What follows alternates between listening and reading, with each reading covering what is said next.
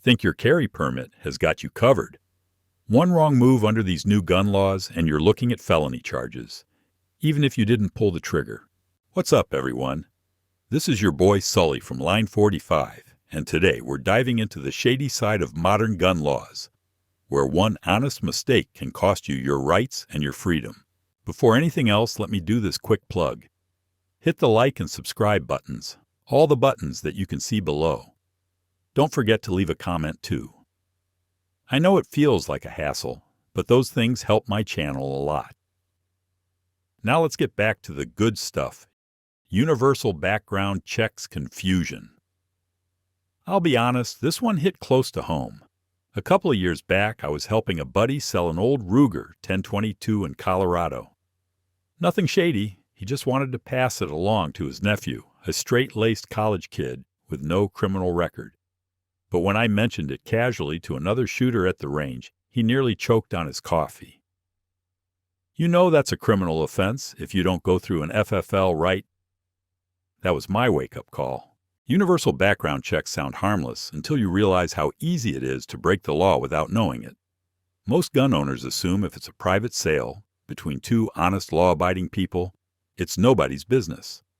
That might fly in states like Texas or Montana, but cross into Washington, Oregon, New York, or New Jersey, and suddenly that same transaction could get you slapped with criminal charges. These states require every firearm transfer, including between friends, family, or even temporary loans, to go through a licensed dealer. No dealer or check counts as a misdemeanor or felony, depending on the state, and just like that, your right to own could be gone for good. And it's not just sales. Say you loan a buddy a pistol for a camping trip, or let someone hold onto your shotgun for safekeeping during a move. Some states see that as a transfer. In New Jersey, you could be facing a felony charge just for being generous. There's no leeway for good intentions.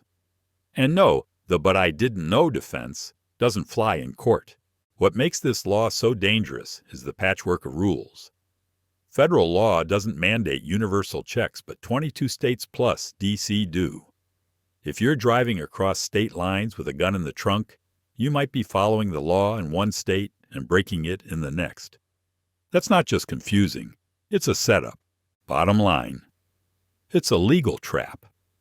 Most of the folks getting hit with these charges aren't criminals. They're just shooters like you and me who didn't realize the rules changed when they crossed the border. And speaking of legal traps, let's get into something even scarier. Red flag laws. I've spent years around firearms, owning carrying training and helping others stay on the right side of the law. But I'll be real with you, red flag laws scare the hell out of me more than any other regulation on the books. Not because I've got anything to hide, but because they throw out the whole quote-unquote innocent until proven guilty thing we've built this country on. One bad breakup, one heated argument, or even a nosy neighbor with the wrong idea, and you could find yourself disarmed and looking at jail time.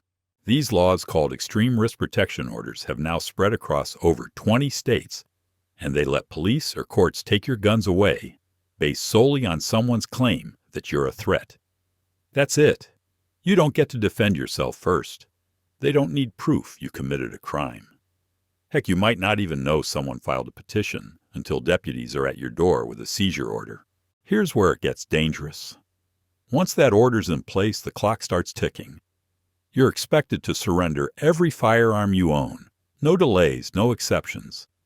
But say you're like most gun owners and have a couple of pieces tucked in a safe glove box, or maybe even off-site. If you forget one, or they think you're holding out, you could be facing felony charges for violating the court order. That's not just losing your guns. That's losing your rights, your clean record, and maybe your job. And this isn't just talk. In Maryland, a man was shot and killed during a red flag confiscation. In Colorado, a guy got charged for refusing to comply with the order, even though he claimed the allegations were false and politically motivated. I've read dozens of cases where gun owners had no history of violence, yet still ended up with a criminal record because they didn't navigate the red flag process just right. I'm all for keeping dangerous people from hurting themselves or others, But this system is way too easy to abuse. It punishes the accused before they ever get to speak. And it's got law-abiding shooters walking on eggshells. But it doesn't stop there. Here's a gun law that is even more personal. Storage laws. You'd think you'd be safe inside your own house, right? But here's the thing. How you store your gun inside your home can be the reason you end up in handcuffs. And we're not talking about reckless folks leaving rifles on the porch. We're talking about regular shooters or gun owners who mean well, but didn't check the fine print. In states like Massachusetts, New Jersey, and California, you can be charged with a crime just for how you store your firearm, even if nobody touches it. Let's say you keep your 9mm loaded in a drawer for quick access with no lock and no safe, just like a lot of us were taught to do for home defense. If a minor lives in the home, or could possibly access it, you're now looking at a criminal offense. In New Jersey, that could mean 18 months in prison and up to a $10,000 fine. Doesn't matter if the gun was used. Doesn't matter if nothing happened. The law is written to criminalize potential access. One guy I know out of Connecticut had his pistol in a locked glove box when he dropped his kid off at school. Parked outside but didn't bring it inside. That still counts as a violation of storage laws because under state law, that car becomes a gun-free zone. He didn't get a warning. He got charged. Even worse, some of these laws don't wait for something to go wrong. Cops show up at your house for a noise complaint. Do you see a shotgun in the closet with no lock? That's enough for an arrest in certain states. And let's be real, it's not about public safety anymore. It's about setting legal traps for gun owners who aren't up to date on the latest regulation of the month. So no, it's not about being careless. It's about how the rules are designed to make even safe gun owners fail. And it doesn't get any better from here. Magazine capacity limits. You'd be surprised how fast a standard mag can turn into a felony. I mean it. One moment you're at the range with your everyday Glock 19 and its 15-round mag. The next, you're in the back of a cruiser because you crossed into a state like New Jersey or California without swapping it out. These magazine capacity limits are some of the most absurd and misunderstood laws we've got in the gun world, and they're catching folks off guard every single day. The cap is usually 10 rounds, and in some states it doesn't matter how long you've owned the mag or how you use it. I've seen cases where people were charged just for having an unloaded mag in the same range bag as their pistol. Doesn't matter if it never left the case. In California, that's already considered illegal possession of a large capacity magazine, and you're looking at a misdemeanor or felony depending on the situation. And here's the worst part. There are states that ban not just possession, but constructive possession. That means if you've got a blocked or pinned mag that could be restored even with some tools and effort, the law still treats you like you're in possession of the full capacity version. Colorado and New York play that game, and I've watched more than a few good shooters get jammed up on technicalities. I had a buddy who traveled from Texas to Colorado with his AR and didn't realize his standard 30-round P-mags weren't compliant. He had no intent to break the law. He just didn't think twice. One traffic stop later and boom, confiscated mags, court summons, and a legal mess that cost him thousands. These mag laws don't stop crime. They just criminalize people like us for carrying what the manufacturer gave us out of the box. And you won't find any consistency either. What's legal in Arizona could put you in a cage in Maryland.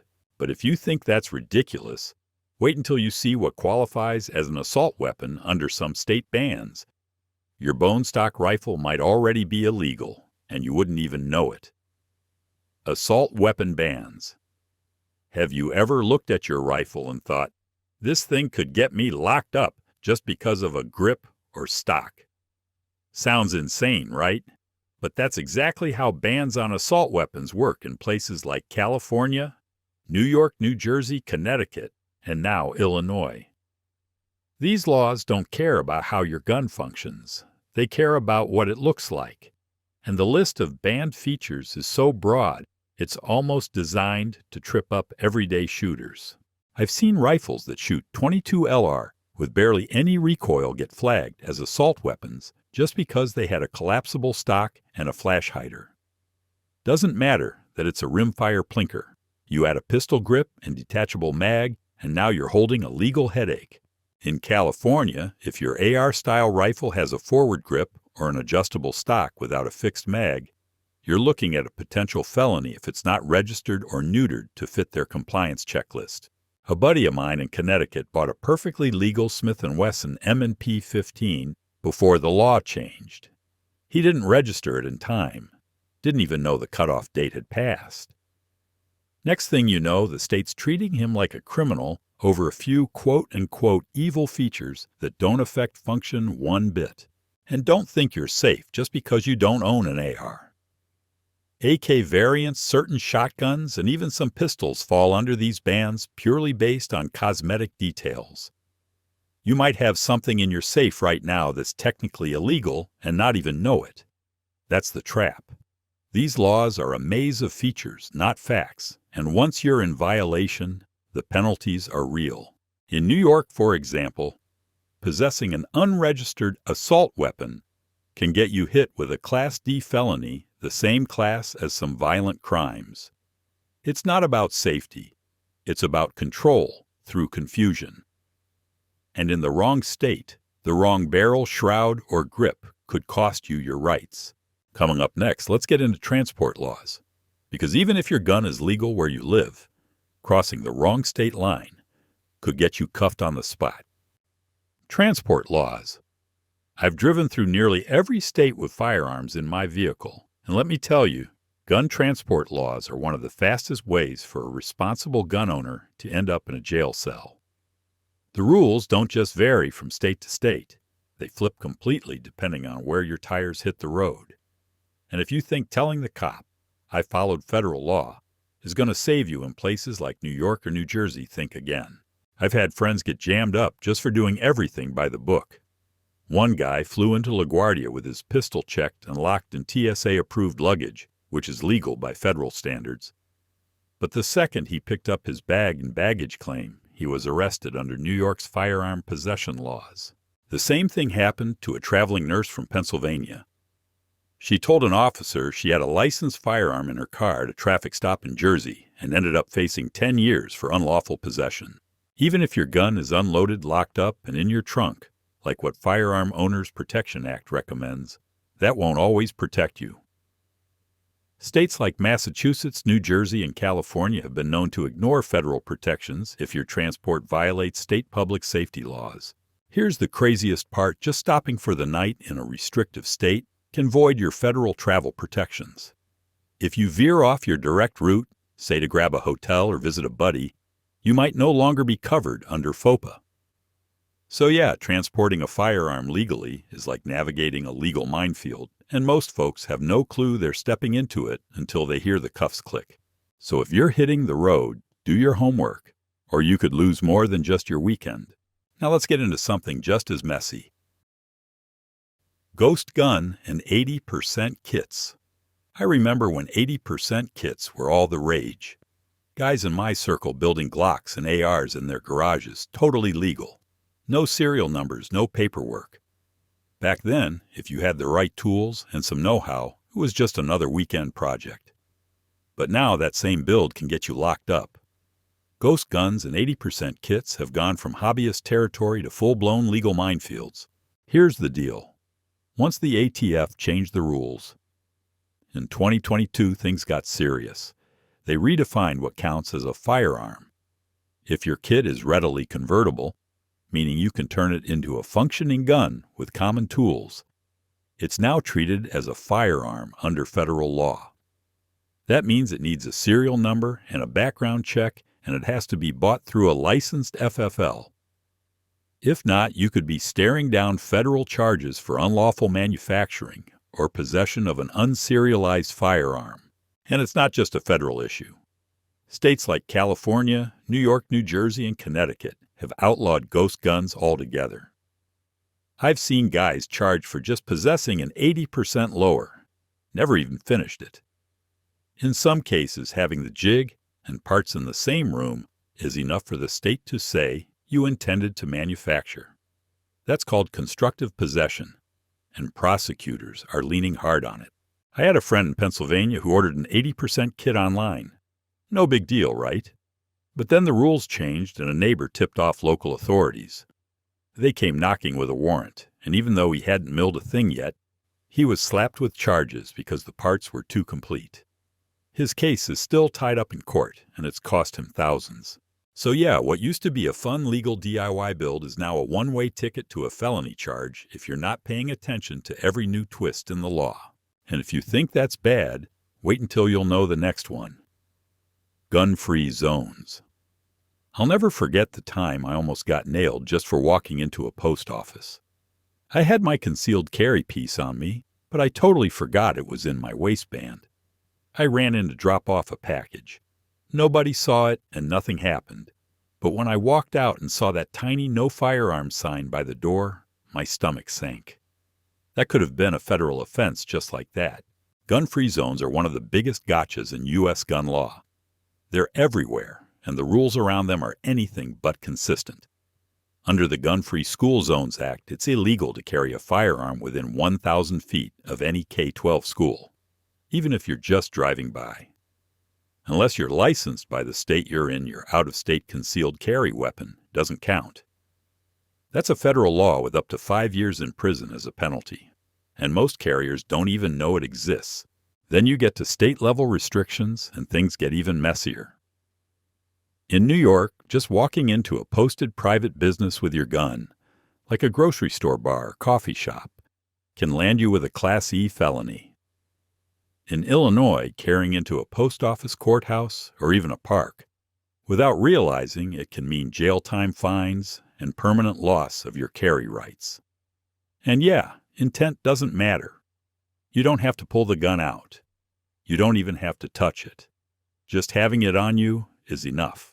I've known guys who got popped for carrying into a hospital thinking they were good and left in cuffs. Others walked into schools to pick up their kids had guns locked in the car and still got charged because the car was within the school zone. That's how unforgiving these laws are. They don't just penalize bad actors, they punish honest carriers who make one mistake.